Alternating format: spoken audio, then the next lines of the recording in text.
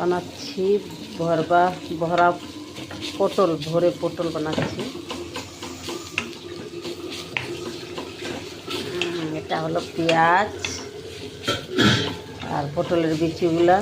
আমি দিলাম ধনিয়া পাউডার, লঙ্কার গুঁড়ো, দিয়ে দেবো একটু আমচুর,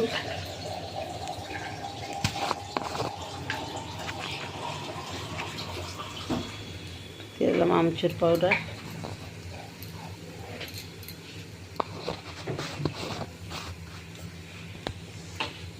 লঙ্কার গুঁড়ো, ধনিয়ার গুঁড়ো, আমচুর পাউডার,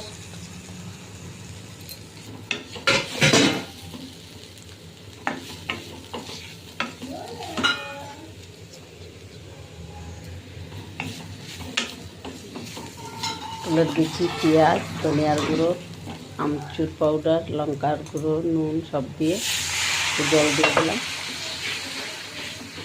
মানে এটা মশলাটা পটলের ভিতরে ভরে ভাজা। নুন তো দেইনি, নুনটা ভুলে গেছিলাম, দিয়ে দিলাম নুন। পটলটা কেটে রাখলাম, এর মধ্যে একটু নুনটা দিয়ে একটু মেখে নেব। এদিকে আমার মশলাটা হয়ে গেল। আমার হয়ে গেল, তারপরে দিয়ে দিলাম এর মধ্যে ভরবা পটল,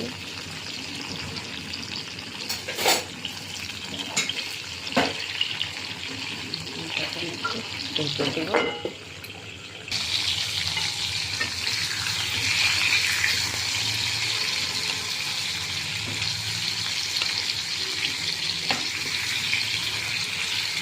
এটা এখন টাইম লাগবে